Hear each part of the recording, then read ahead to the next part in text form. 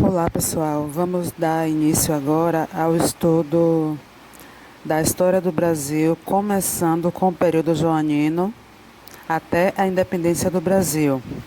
Vamos lá.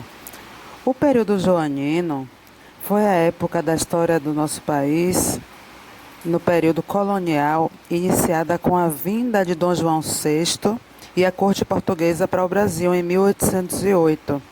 Nesse período, o Brasil sofreu uma série de alterações para dar suporte ao abrigo da corte, que permaneceu na colônia até 1821, quando Dom João VI, por pressão das cortes portuguesas, voltou para Portugal.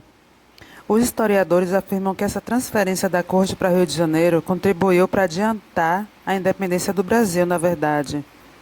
Bom, vamos aos antecedentes. A transferência da corte portuguesa para o Brasil estava relacionada com os eventos que a gente viu no capítulo anterior, que aconteceram na Europa durante o período napoleônico. O imperador da França, Napoleão Bonaparte, determinou o bloqueio continental em 1806, que proibia os países europeus de comercializar com a Inglaterra. Essa medida foi tomada como forma de sufocar a economia inglesa e forçar a derrota desse país, uma vez que a França mostrava-se incapaz de invadir a Inglaterra. Para impor o bloqueio continental, Napoleão ordenou a invasão da Espanha e de Portugal. As tropas francesas invadiram Portugal oficialmente em 1807. Em razão disso, Dom João VI ordenou a transferência da corte portuguesa para o Brasil. O embarque da corte portuguesa aconteceu entre os dias 25 e 27 de novembro de 1807. Estima-se que de 10 a 15 mil pessoas tenham se mudado para o Brasil, junto com o rei português. Durante essa viagem, muitos desafios foram enfrentados, como tempestades, falta de alimentos e surto de piolhos. Dom João VI trouxe toda a estrutura de poder de Lisboa para o Rio de Janeiro, incluindo importantes obras de arte e literárias também, e os recursos dos cofres reais. Dom João VI chegou à cidade de Salvador em janeiro de 1808 e em março do mesmo ano desembarcou na cidade do Rio de Janeiro. A transferência da corte demandou que a cidade do Rio de Janeiro fosse modernizada de forma a receber a estrutura administrativa do reino, e com isso várias mudanças aconteceram no Brasil. Aí eu vou citar algumas mudanças, transformações que aconteceram na cidade do Rio de Janeiro. Bom, a vinda da família real para o Brasil mudou também a vida da cidade carioca, né? A cidade que os estrangeiros acharam suja, feia e mal cheirosa começou a se expandir e cuidar de sua aparência, abrindo-se às modas europeias. Para zelar pela segurança e policiamento da cidade, foi criada, ainda em 1808, a Intendência de Polícia, encarregada de todos os serviços de melhoria e embelezamento da cidade. Nessa época, foram construídos chafarizes para o abastecimento de água, pontes e calçadas. Abriram-se ruas e estradas. Foi instalada a iluminação pública e passaram a ser fiscalizados os mercados e matadouros. Também foram organizadas as festas públicas e populares. Essas melhorias eram realizadas muitas vezes com a contribuição dos moradores ricos, que recebiam em troca dessa ajuda benefícios materiais e títulos de nobreza do príncipe regente. Os viajantes que visitavam o Rio de Janeiro se surpreendiam com a rapidez das mudanças sofridas pela cidade. Um deles, o inglês Gardner, chegou a comentar que o grande desejo dos habitantes parece ser o de colocar uma fisionomia europeia no Rio de Janeiro. E o Rio estava se tornando uma das mais belas cidades. E tinha a Rua do Ouvidor como uma das ruas mais belas que ele já tinha visto. Cheia de joalherias, modistas francesas, alfaiates, livreiros, sapateiros, confeiteiros, bem ao modo europeu. Durante o período de permanência de Dom João no Rio de Janeiro, o número de habitantes da capital dobrou, passando de 50 mil para cerca de 100 mil pessoas. Chegaram europeus das mais diversas nacionalidades, com diferentes objetivos. Além daqueles que vinham fazer negócio, muitos outros vinham tentando fazer a vida. Eram espanhóis, franceses, ingleses, alemães e suíços, entre outros. Das profissões as mais variadas, como médicos, professores, alfaiates, farmacêuticos, modistas, cozinheiros, padeiros, etc.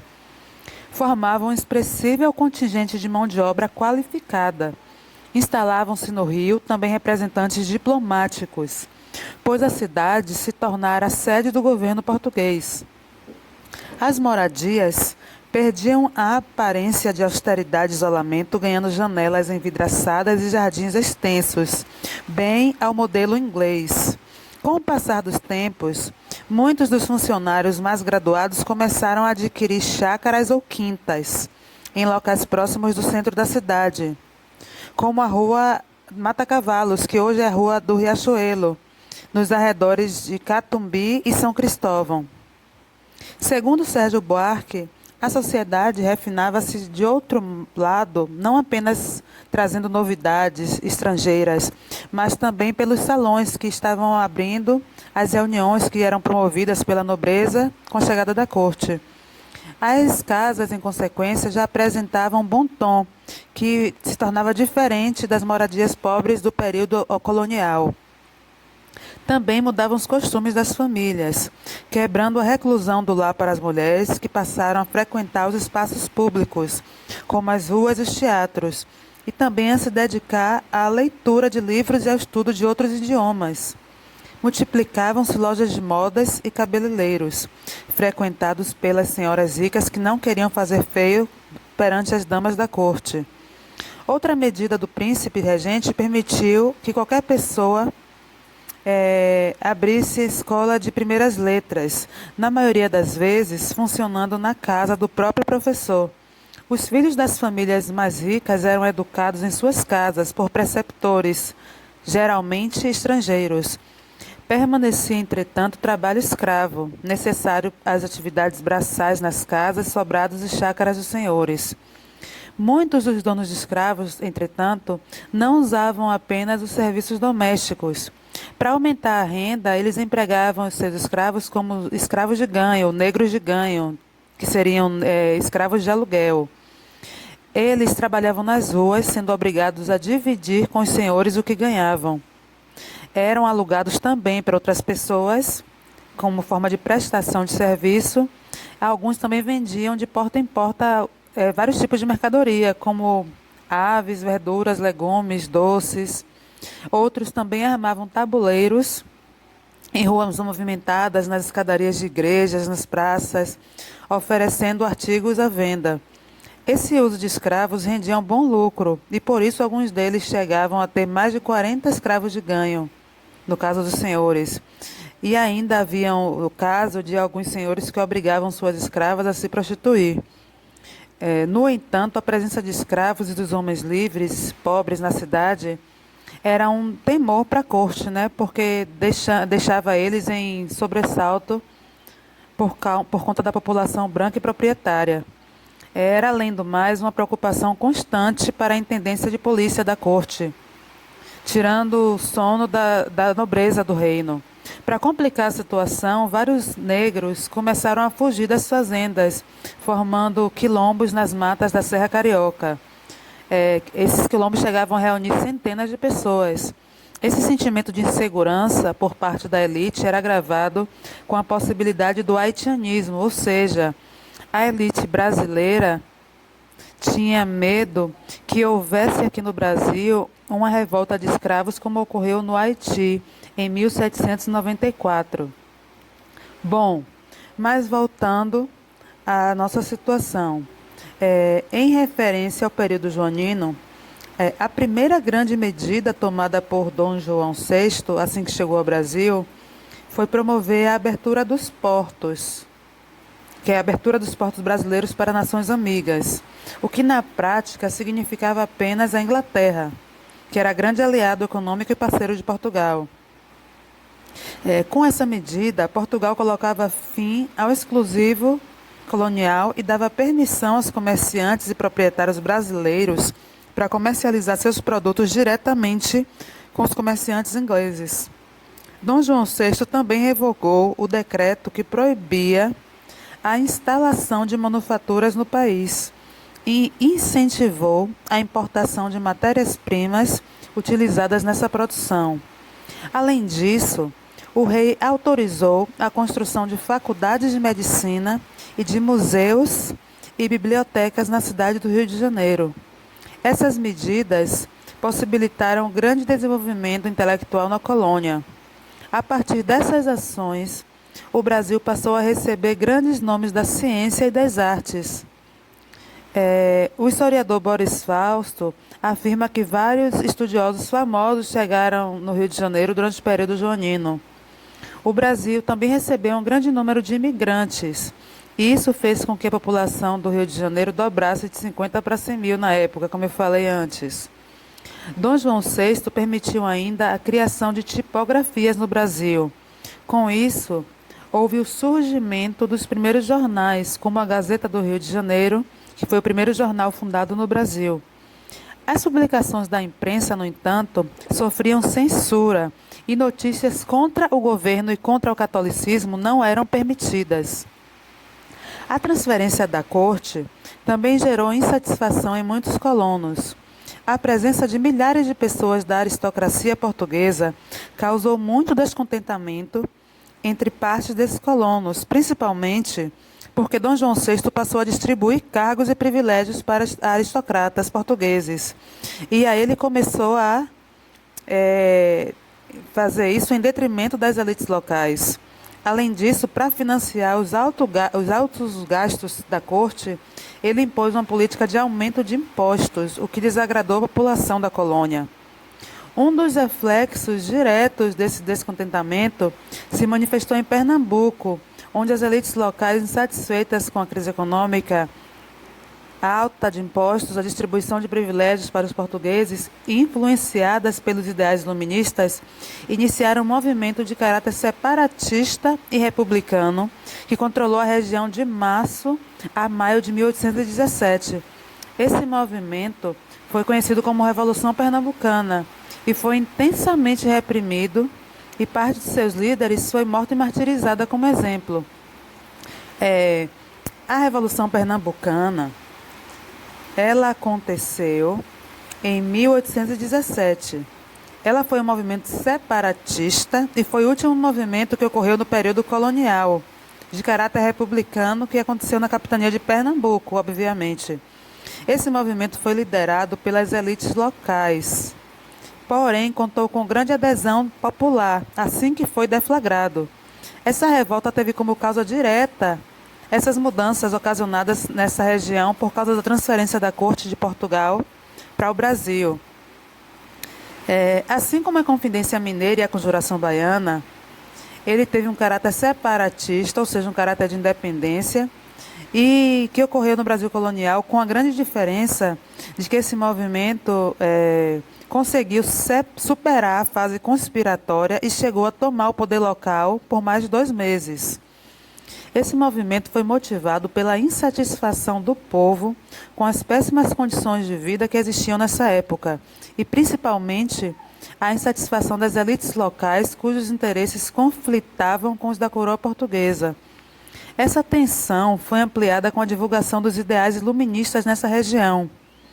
A Revolução Pernambucana estava diretamente relacionada com a vinda da corte portuguesa para o Brasil. Com esse evento, a vida dos colonos em Pernambuco alterou-se de muitas formas. Primeiro, houve um aumento de impostos para manter os luxos da corte e financiar as campanhas militares promovidas no sul, na região da província cisplatina. Essa política da corte manifestou-se nos impostos criados sobre a produção de algodão no local. Além disso, cobrava-se da população do Recife uma taxa sobre a iluminação pública da cidade do Rio de Janeiro. Esse aumento na carga de impostos gerou grande descontentamento, principalmente porque a economia local estava em crise decorrente da redução na produção de açúcar, né, que a economia açucareira se encontrava em declínio, e na produção de algodão, e esses dois eram os principais produtos locais nessa época. Além disso, Dom João VI nomeou vários portugueses que haviam mudado para o Brasil junto com ele em 1808 para cargos administrativos importantes em Pernambuco e também para funções no Exército. Isso também desagradou as elites locais que se viram prejudicadas com essas ações em favor dos portugueses. A existência de grande desigualdade social também foi algo importante, porque a insatisfação causada ajudou a mobilizar as camadas populares. Por fim, a difusão dos ideais iluministas, que deu base ideológica ao movimento, foi propiciada por uma loja maçônica, o Areópago de Itambé, e pelo Seminário de Olinda. O movimento contou com as elites locais, compostas por grandes comerciantes e alguns grandes proprietários de terra, e também teve adesão de militares, juízes, pequenos comerciantes, artesãos e muitos padres. A grande adesão dos padres ao movimento, inclusive, fez com que essa rebelião também ficasse conhecida como Revolução dos Padres. Além disso, a região de Pernambuco tinha um grande histórico de rebeliões, como a Insurreição Pernambucana e a Guerra dos Mascates. No começo do século XIX, a insatisfação local motivou ainda outro movimento contra a coroa, conhecido como a Conspiração dos Suassunas. Porém, após ser denunciado, ele foi desmontado em 1801. A Revolução teve início, de fato, em 6 de março de 1817, quando o brigadeiro português Manuel Joaquim Barbosa de Castro foi assassinado. Ao realizar a ordem do governador local de prender supostos envolvidos em uma conspiração. Esse assassinato, cometido pelo capitão José de Barros Lima, que reagiu à voz de prisão realizada pelo brigadeiro. Em seguida, essa rebelião espalhou-se por todo o Recife, o que forçou o governador a abrigar-se no Forte do Brum. Logo depois, esse mesmo governador, Caetano Pinto de Miranda Montenegro, fugiu para o Rio. Os rebeldes vitoriosos implantaram um governo provisório que decretava mudanças em Pernambuco. Esse movimento teve como líderes Domingos José Martins, José de Barros Lima, Cruz Cabugá, Padre João Ribeiro, entre outros. Assim que o governo provisório foi formulado, algumas medidas foram tomadas, como a proclamação da República na capitania de Pernambuco, estabelecia a liberdade de imprensa e a liberdade de credo. Os impostos cobrados por Dom João VI foram abolidos. Eles instituíram o princípio dos 3 poderes, executivo, legislativo e judiciário, aumentaram o soldo dos soldados e mantiveram o trabalho escravo. Apesar de ser um movimento liberal, as medidas tomadas pelo governo provisório visaram beneficiar muito mais as elites do que promover uma sociedade justa. A manutenção do trabalho escravo foi uma evidência disso, já que havia esse movimento a participação de grandes proprietários de terra que eram contrários à abolição. A Revolução Pernambucana se espalhou pelas capitanias vizinhas e alcançou a Paraíba, Rio Grande do Norte e Ceará. As lideranças desse movimento enviaram emissários para diferentes capitanias para obter apoio, como também para países vizinhos. Cruz Cabugá, por exemplo, foi enviado para os Estados Unidos com $800 mil para comprar armas, contratar soldados e obter apoio norte-americano para o governo pernambucano. A Revolução em Pernambuco foi intensamente reprimida pela coroa. Assim que as notícias chegaram no Rio de Janeiro, o rei mobilizou uma frota para bloquear o apoio ao porto de Recife. Além disso, mais de 4.000 soldados foram enviados da Bahia contra Pernambuco. O movimento se enfraqueceu também por conta das divergências entre os líderes, o que permitiu que as tropas reais tomassem o controle da Paraíba, Rio Grande do Norte e Ceará. Em Pernambuco, a revolta se estendeu até 20 de maio de 1817, quando os líderes se renderam ao general Luiz do Rego Barreto, após Recife ter sido invadida. Por ordem de Dom João, os líderes tiveram punições exemplares. Ao todo, 9 pessoas foram enforcadas e outras 4 foram arcabuzadas, o que corresponde ao fuzilamento. Um dos envolvidos, Padre João Ribeiro, se enforcou antes de ser capturado. E Cruz Cabugá, recebendo notícia do fracasso do movimento, ficou lá nos Estados Unidos mesmo, nem voltou para cá. O grande líder da revolta, Domingos José Martins, foi arcabuzado e outras lideranças sofreram martírios severos. O capitão José de Barros Lima, por exemplo, foi enforcado e teve mãos e cabeças decepadas. Seu corpo foi arrastado pelas ruas da cidade como exemplo. O mesmo aconteceu com os corpos do padre João Ribeiro e do vigário Tenório. No próximo vídeo continuaremos a respeito do tema, falando também um pouco sobre outro movimento que foi a Revolução do Porto.